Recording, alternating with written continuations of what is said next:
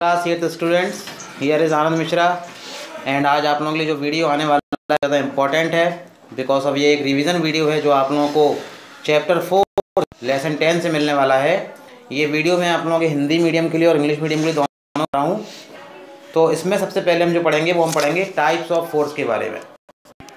Types of force के बारे में हम इसमें पढ़ने वाले हैं इस टॉपिक में। तो टाइप्स ऑफ फोर्स में यदि हम देखें तो हमारे पास दो टाइप्स ऑफ फोर्स होते हैं। तो होता है संपर्क बल। संपर्क बल को हम कहते हैं कॉन्टैक्ट फोर्स। कौन सा होता है ये? Contact force. ये बहुत फोर्स जो है फोर्स इन्हीं दो पिंडों के मध्य प्रत्यक्ष रूप से शारीरिक बल लगता है। ध्यान रखना, संपर्क बल में जब किन्हीं दो पिंडों के मध्य प्रत्यक्ष रूप से शारीरिक बल लगता है तब इस संपर्क बल कहते हैं। फिर से बल याद बात बहुत ज़्यादा इंपॉर्टेंट है क्योंकि डेफिनेशन जो आप लोगों को पढ़ना पड़ेगी और लर्न करना पड़ेगी। जब किन्हीं दो पिंडों के मध्य प्रत्यक्ष रूप से शारीरिक बल लगता है तो इसे संपर्क कहते हैं। उदाहरण मांसपेशीय बल यानी मस्कुलर फोर्स, घर्षण बल, फ्रिक्शन फोर्स इत्यादि संपर्क बल के प्रमुख उदाहरण हैं। चलाने, मेज को सरकाने, गेंद को किक मारने इत्यादि में संपर्क प्रयोग होता है। संपर्क बल के तीन इंपॉर्टेंट हो गए। मांसपेशीय बल यानी आपका मस्क्यूलर फोर्स, घर्षण बल यानी फ्रिक्शन और प्रत्यास्थ यानी इलास्टिक फोर्स। ठीक है। इसके बाद हमारा जो अगला टॉपिक आता है वो हमारा आता है यहाँ पर असंपर्क बल। असंपर्क बल क्या होते हैं? जब किन्हीं दो पिंडों के मध्य अप्रत्यक्ष यानी रूप से बल लगता है तो इस असंपर्क बल कहते हैं। एक चुंबक कुछ दूरी से ही लोहे की कीलों को आकर्षित कर लेती है। चुंबकीय बल असंपर्क बल है।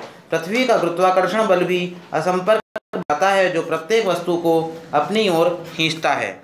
ठीक है ना। इसके बाद देख रहे हैं असंपर्क बल के भी तीन उदाहरण दिए हुए हैं। जो एग्जाम्पल कौन कौन से दिए हुए हैं यहाँ पे? इसमें पहला वाला दिया हुआ है असंपर्क यानी नॉन कॉन्टैक्ट फोर्स।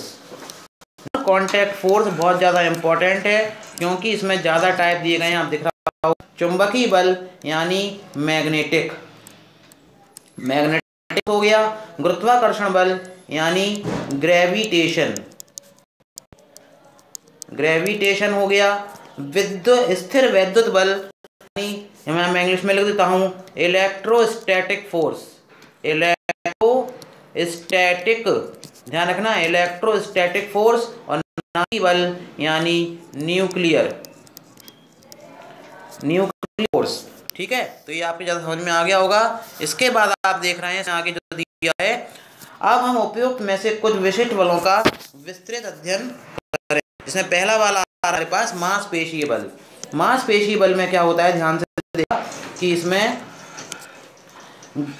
वह बल जो शरीर मांसपेशियों द्वारा लगाया जाता है यानी हमारी बॉडी फोर्स अप्लाइड करती है मांसपेशी कहलाता है यानी मस्कुलर फोर्स कहलाता है।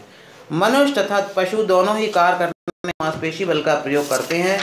उदाहरण के लिए आप मांसपेशी बल का यानी मस्कुलर का प्रयोग करके किसी वस्तु को यानी किसी ऑब्जेक्ट को उठाते हैं, लिफ्ट करते हैं और पुट अप कर देते हैं तथा बैल मांसपेशी का प्रयोग करके गाड़ी को खींचता है। जो बैलगाड़ी होती है उसमें आपने देखा होगा ऑक्सिस लगे, ऑक्सिस जो होते हैं वो बैल मांसपेशी बल यानी मस्कुलर फोर्स का प्रयोग करके बैलगाड़ी को खींचते हैं। घर्षण बल, घर्षण यानी फ्रिक्शन फोर्स।